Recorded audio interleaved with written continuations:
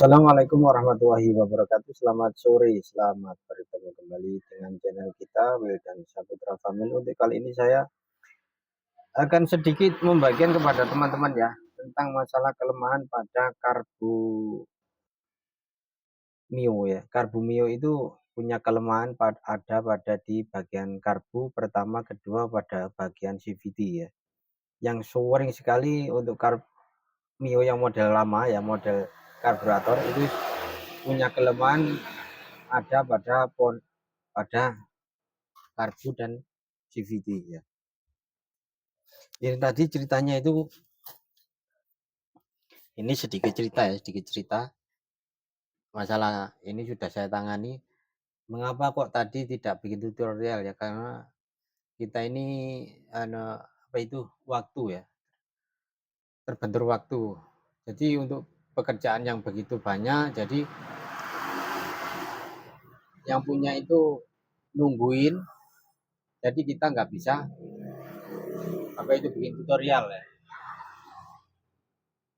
Karena kalau kita bikin tutorial, otomatis yang punya itu bisa kecewa. Karena apa? Karena eh, motornya mungkin kelamaan waktu kita bikin video ya.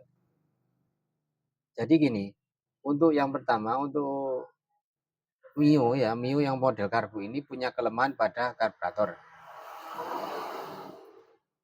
Intinya pada Mio ya, itu kalau terjadi karburator itu pertama itu diesel ya. Nah, kalau karburator diesel itu otomatis itu bahan bakar yang masuk itu kan terlalu banyak ya. Terlalu banyak, naiknya bahan bakar itu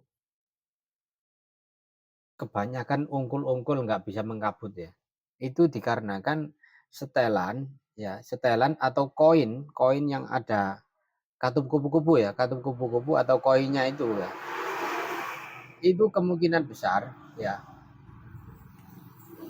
itu tidak bisa menutup dengan rapat. Jadi kalau kita cek satu persatu ya, bagian koin, kemudian bagian biasanya terjadi sering kalah itu untuk bagian koin ya, untuk model karburator kayak gini ya.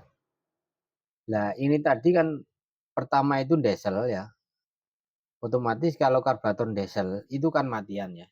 Karena apa? Karena masuknya bahan bakar itu nggak bisa mengkabut. Katakanlah kalau nggak bisa mengkabut itu, bahasa Jawanya itu masuknya itu ungkul-ungkul ya. Ungkul-ungkul itu seperti apa ya? Intinya nggak bisa mengkabut ya. Karena yang dibutuhkan untuk mesin itu bisa mengkabut, otomatis bahan bakar yang dibakar itu bisa terbakar dengan mudah ya. Nah, kalau bahan bakar masuknya itu ungkul-ungkul, otomatis kebakarnya itu akan agak sulit dan otomatis ada yang tersisa ya. Yang tersisa itulah yang menyebabkan pertama busi matian.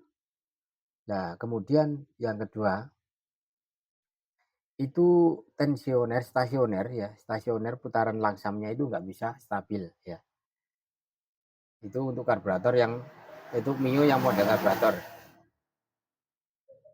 Tapi untuk menangani yang seperti ini ya, Mio yang seperti ini, itu yang pertama itu untuk bisa mempermudah penyetelan. Itu yang pertama itu harus bagian manifold ya, bagian manifold itu nggak boleh bocor ya, nggak boleh bocor sama sekali ya. Karena apa? Kalau ada bagian manifold itu yang bocor, misalkan di bagian penyedot bensin ya, penyedot bensin itu bocor, atau di bagian manifold ya, flandes-nya itu ya, flandes atau intake manifoldnya itu ada yang bocor, otomatis bahan bakar yang masuk ke dalam silinder itu tidak akan bisa terbakar dengan mudah ya, atau tidak akan bisa tersedot ya. Jadi untuk mesin saat menyedot bahan bakar itu membutuhkan putaran yang agak apa itu agak kenceng ya, agak putaran agak cepat ya. Jadi saat putaran lambat ya, itu mesin bahan bakar itu tidak akan bisa tersedot saat manifold atau apa itu gulubannya, ada yang bilang gulubannya, ada yang bilang manifold itu bocor ya. Nah ini sudah waktunya mau maghrib, kita ya silakan sedikit lagi ya. Nah, intinya kalau manifold itu bocor, untuk penyetelan itu sangat sulit. Jadi kalau menemui kasus Mio ya, sedangkan orangnya itu tidak mau mengganti yang baru, itu intinya cari dulu untuk bagian manifold itu yang bocor, kedua membrannya itu, yang ketiga untuk bagian vakum ya.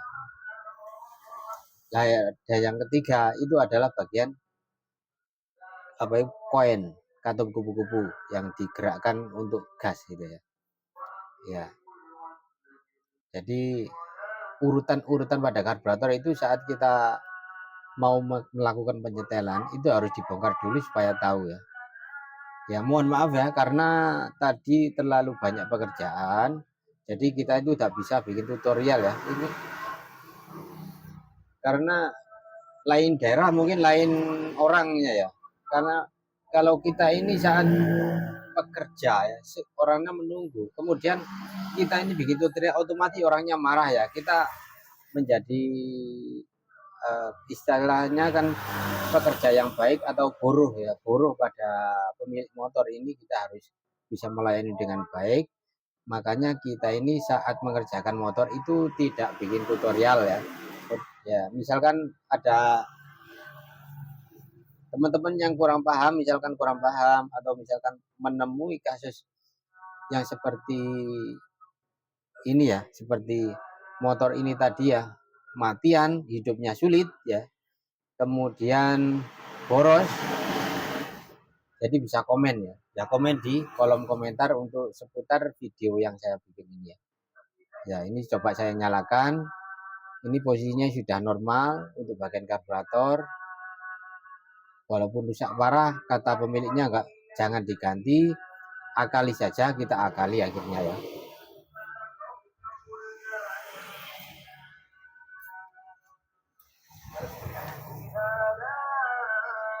Tadi akinya nggak kuat, sudah kita suntik. Sekarang kita coba ya, posisi sudah lama tadi nggak nyala, sekitar 3 jam ya. 3 jam nggak nyala, coba kita tes. Karena akinya sudah kita suntik, insya Allah sudah normal lagi. Loh, sudah normal ya.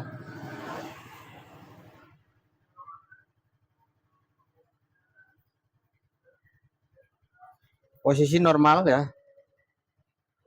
Roda belakang nggak bisa muter ya. Berarti stasioner normal ya. Walaupun tampaknya seperti bagus kayak gini ya, tapi dalamannya ini sudah rusak semua ya. Tapi kita betulin, makanya apa itu mesinnya halus, kemudian stasioner juga enak ya. Cukup sekian ya, semoga bermanfaat. Jangan lupa like, subscribe, dan komen ya. Assalamualaikum warahmatullahi wabarakatuh.